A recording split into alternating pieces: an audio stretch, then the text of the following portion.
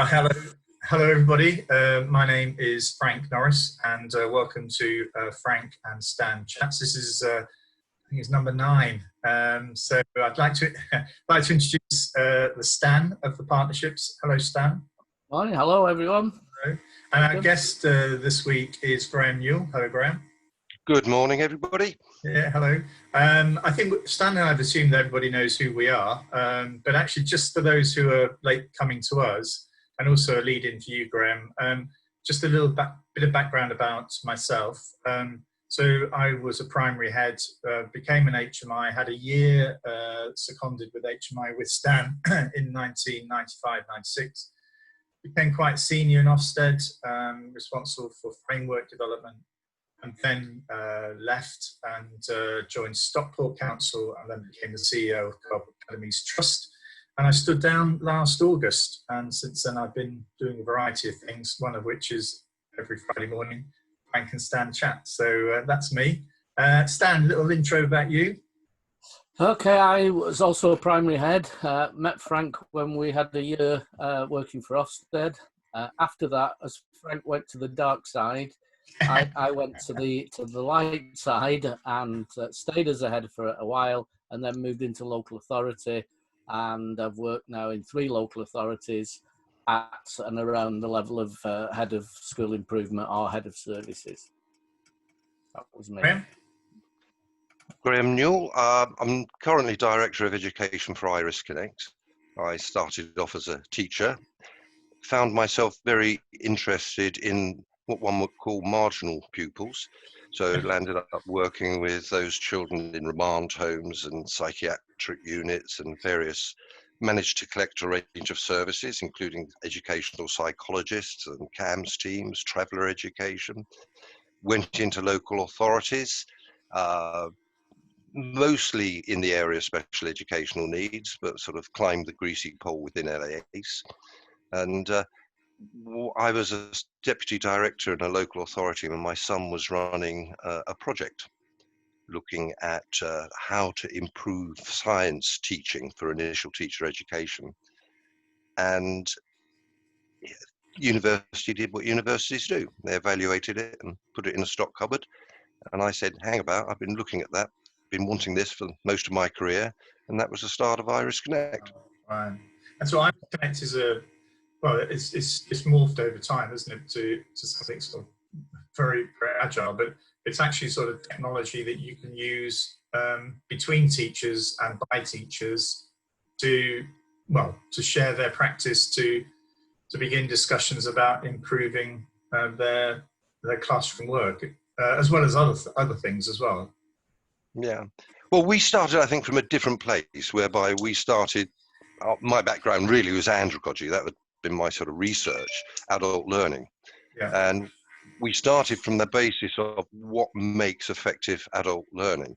So, I mean, Iris Connect now works in health services and corporate as well. Right. But, you know, this idea that if we give people theory, they're going to change their practice just doesn't hold up. Doesn't work. No. You need, it's stepping stones. It's theory, it's practice, it's self-reflection, it's collaboration, it's particularly coaching and mentoring. All of these actually fit together. And so we designed the platform around all those key interactions to enable change. And evaluations are very positive on that. Brilliant. Well, thank you. We'll get on to what lockdown has meant for technology and teachers in a little while. But ground rules are that we try and be honest. We try and not slag anybody off. We're aware of the fact that there's lots of change going on, which neither Stan or you, Graham, or myself have experienced. So we're humble. I think trying to be humble. There's a level of humility here that say we know this is a difficult time. But then also, Stan, we have your word, which is the kind word. Kind. And yeah. Actually, originally, it was a request for people to be kind to us. It wasn't necessarily that we would be kind. Yeah. And so what we do is try and have an honest discussion about stuff that's going on at the moment. So we're going to start with what's caught your eye. Stan, anything caught your eye this week? Well, it's my wife's birthday today, oh, yeah. So happy birthday, Jill.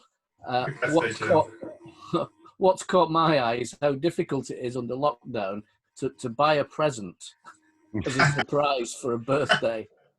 Even when Alexa says what the delivery's coming, if you don't run and switch it off quickly. I thought, Stan, you were going to say you asked Alexa what you ought to buy Jill for her birthday.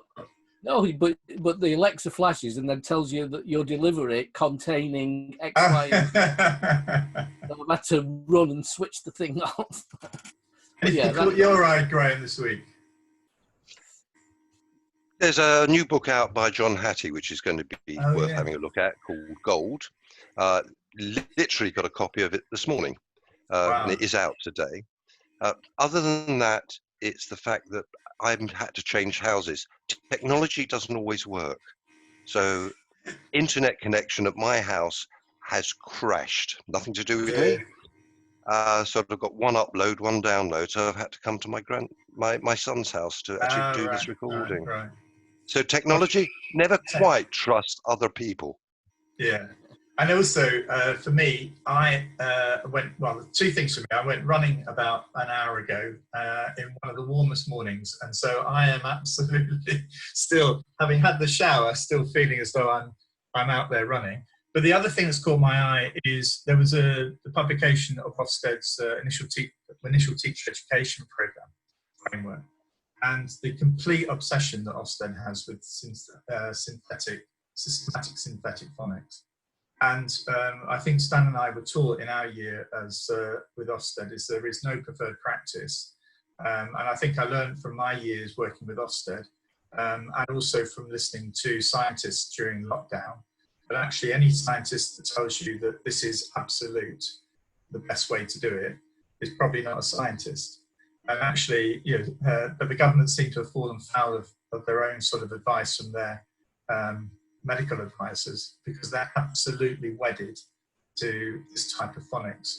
And I'm not saying I'm an advocate for it or not, but actually, if you read a framework from Oxford and the only preferred bit of practice in it relates to that phonics approach, you just start to think, I don't know. I mean, what happens now if somebody undermines it? Where do they go then? So that caught my eye this week. So anyway, let's get on to possibly more important matters. Graham, you and I met, or we've been connected because I became a strong advocate of this technology that your company promotes. And I've used it myself. I've seen teachers who have used it and advocates for it. And I suppose in a way, teachers and parents have got themselves into a position where there's because of lockdown and home learning, the technology that's being used is bringing the classroom into the home. And I think teachers are actually starting to use technology more creatively, or at least starting to use it more openly than perhaps they had done before lockdown. So I'm just wondering what the sort of potential opportunities are, not necessarily for IRIS, but just in terms of technology and the relationship with technology, and those parents and carers at home have been using it alongside the teacher. Well, it's been a maelstrom, hasn't it? And when you sort of hit a maelstrom, you suddenly start to have adaptive skills. And that's pushed people towards technology. So actually our education is sort of teacher-led, but within the home. So, it's altering a dynamic there. The teacher is no longer just the locus of control, and they're going to have to adapt and learn. Can I just quote something? I've written it down because I thought it was interesting. Yeah. And it was Charles Eliot, who was president of Harvard, and he wrote an essay called New Education. And in it he said, we need to continuously update how and what students learn so they keep in step with society. Powerful. He wrote that in 1869. And I think he would be very familiar with today's classrooms in so many ways. Yes, they've got interactive whiteboards, but still we've got the same sort of pedagogy that underpins all that. I think we're regarded, or teachers regarded, as the only profession where someone 100 years ago could walk into a classroom and still recognise everything. Yeah. You apply that to either a hospital or, God forbid, an aircraft. Yes. It wouldn't be quite the case, but We're very similar. Yeah, I mean, up until this point, I think technology has often been used to make what we do easier and facilitate what we're doing. I think what we've got now is the opportunity to sort of revision relationships, look at what the economic, social, and even political needs are, and how actually technology can have an impact on that. Because things have changed enormously. So, there are a range out there of technology tools, but maybe we need to rethink the pedagogy around our teaching in order to make the best use of that. In Iris Connect, and I don't want to just talk about Iris Connect, but we started from the theories of andragogy, adult pedagogy, and sort of shaped what we were doing from that. So we didn't start with technology, we started from the pedagogy and developed our technology from that point. One of the key things that's obviously there in society at the moment is the internet. It is massive. It sort of pervades every part of our lives. We've got, how much of our political system is actually driven by social media, by what people are reading on Twitter, and how are we actually going to moderate that and come up for tests of truth for people within that. And, that's an essential part of the curriculum, which is totally missing at the moment. And I feel that, technology can help shape the curriculum, but also at the same time, it needs to be responsive to the curriculum. It shouldn't actually lead what we are doing all the way through. So yeah, we've got a whole range of tools in there, sort of the immersive technology, which makes learning phenomenally interesting. But having looked at what's happening now, education is taking part in the home. We've got a lot of research to do. What is the difference? What is better, symmetrical or asymmetrical? How to learning? How do we actually engage with pupils remotely? How do we get equity of access if this is actually going to go and happen? How do we get formative rather than summative research feedback? Yeah, and then there's the something Frank and I know about is the safety of this, the child protection element that comes. Absolutely. What if you're not careful? What norms are you setting by being able to talk to a child in their home without any other presence? Yeah. And how I'm sorry, I totally agree. But that's absolutely critical. But sadly, an awful lot of technology or training at the moment around the use of social media is simply around safeguarding. It's not about how do people develop tests for truth around that. And that is absolutely critical. I mean, and does technology sort of move us towards a more agentic sort of model where we're actually empowering the student rather than just sort of maintaining a sort of the current ratio of power control for the teacher? And that's going to be very, very disturbing for a lot of teachers. Yeah.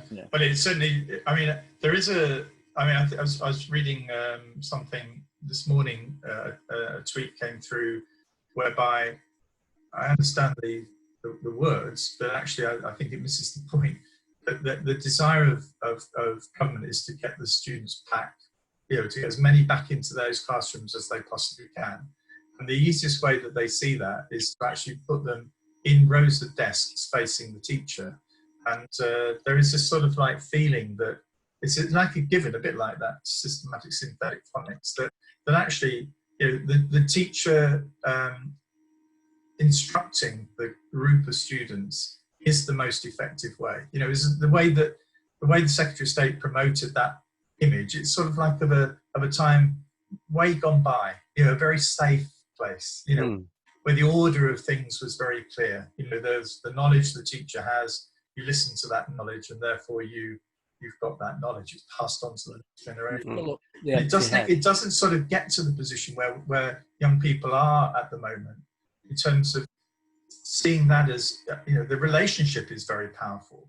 But actually it's only such a small part of the learning that young people are experiencing in their lives at the moment. And a sort of an ignoring of, or a lack of understanding of the technology that is a central pillar of their lives, of my life. It's as if somebody said to me now, Frank, go off to that adult education class and go and listen to some guy talk about psychology for an hour. I'm not getting that excited about it. No. You know, Can I just talk about Equally, something? Frank, sorry, Graham. Equally, Frank, if somebody said to you, "We want you to go and give a lecture," no, that's different. You can't That is use completely different. Everybody will be in awe of that. They will be glued. No technology, though. Mind you, knowing you for a while, technology's not been a thing that's been a friend, has it, until recently? Graham, you're going to say? Yeah, I was just saying if I can sort of relate that back to CPD for adult learning. So we've come up with a model called Film Club. Okay. Now people join together for Film Club. They get some pre-reading, which they do in their own time, in their own space. They just do that on their own. Then they come together to look at some video clips, often a talking head from somebody who's really sort of a leader in that area.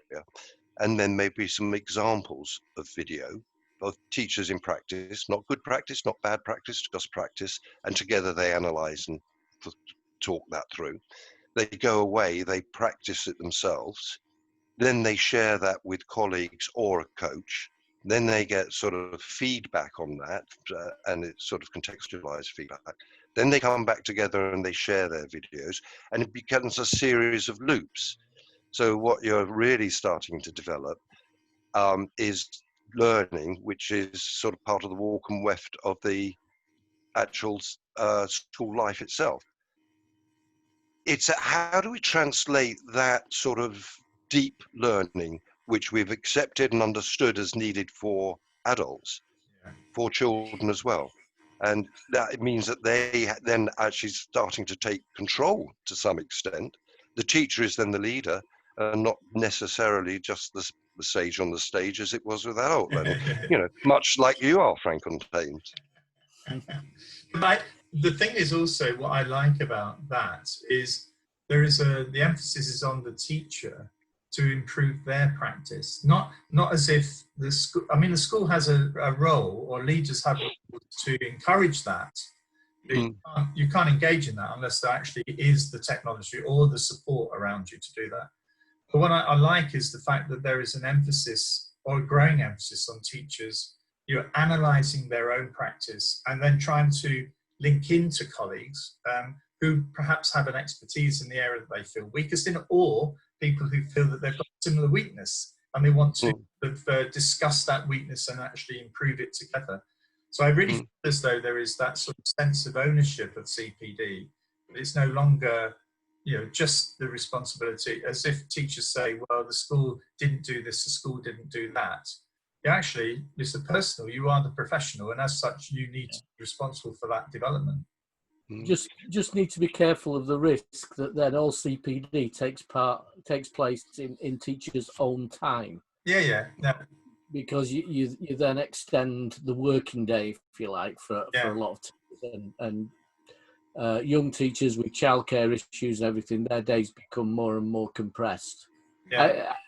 I just know, as somebody who used to lead a CPD team, but every time we tried to make things what we thought was better, that came back to us when we were saying, well, we'll do evening sessions. Well, actually, it doesn't quite work. It's funny. I just to counter that is that I remember doing a talk for the DFE about workload, and there were a number of teachers who felt as though the schools that were the most powerful in terms of addressing workload were those that said, well, you can't send emails after 7 o'clock at night. And actually, a teacher who's a single parent said, that's the last thing I need. Absolutely. I want complete flex as to when I open my emails. It's up to other people whether they want to open them. I've childcare responsibilities. What I don't want is to think that while my child is asleep, I'm not able to do any work when I want to do them. And if I want to work at 3 in the morning, I want to work at 3 in the morning. You have to be able to time shift. Yes. You shouldn't have to work at 3 in the morning unless it suits you. That's the way it should be. Yeah. So just to sort of throw this forward then, because we've probably got about 2 or 3 minutes left.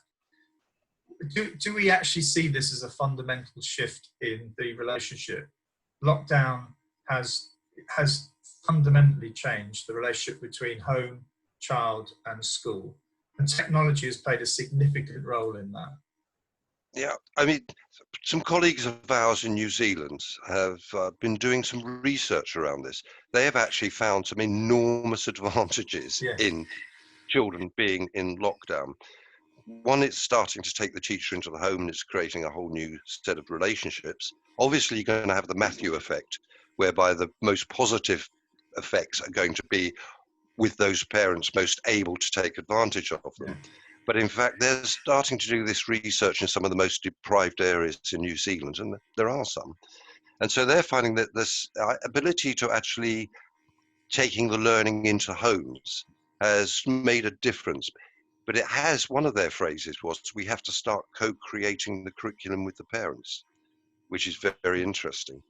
And the other one was that they came back saying, what it's actually given us is teachers not only just have to share, but what they actually have to do is persuade the parents that what they are doing is the right thing. And that they've found has changed relationships. But it's also changed relationships with some pupils because they're hearing different voices in the classroom. There's different ways of communication. Yeah. New leaders have started to come out from this sort of model. And I think And they've also been using yeah.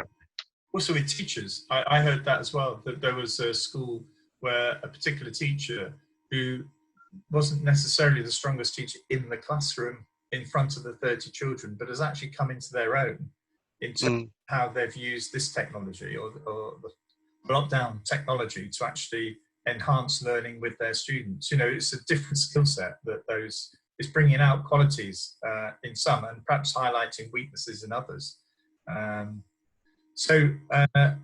Well, actually, that's about 25 minutes, please. Yeah. What I was going to say, Frank, just to wrap it up, just to show how far we've come, we spoke at the beginning about the fact we worked together 20 years ago now, isn't it? Yeah. When we were judging the quality of IT in schools, or ICT, I think as it was, we had colleagues who were counting the number of computers that were switched on in classrooms and using that as evidence for the quality of teaching in IT. So I think we've come some distance since then. Yeah. Well, folks, can I thank you both again? Graham, I'd love for you to come back. I mean, I feel as though we've just skimmed it. If you're willing to come back in a few weeks' time, it'd be lovely to take this a little bit further. I feel as though you've just given us a taster of this topic. So if it's okay with you, we'd love to have you back again. I would very much like to come back. Can I just leave a sentence though, which is, you know, technology opens doors, but it enables us to do better what we're doing now. But we need a sense of destination for technology, and that actually means teachers collaborating to start developing the pedagogy to take us in the right direction, and that's quite a big move. Yeah. It is, and that's an expensive move in terms of time, and my fear is that comes second in some people's minds. So we won't my fear is that actually it's HMI and government that might need to move the furthest on that one. Yes, I agree. Well, Graham, in 2 weeks' time we're talking about Ofsted, so it'd be we might get you back for that one. Anyway, thank you very much. Thank you, Graham. Thank you, Stan, and thank you everybody who spent 20 odd minutes or so listening to three of us wittering on. And I hope it's had some value. But anyway, we're back next week. It's just a Frank and Stan next week. So. And in 2 weeks' time, we've got Mike Claddingpole, a senior colleague who worked in Ofsted with me, and we're going to talk about all things Ofsted. But anyway, we'll see you soon. Thank you. Thank you.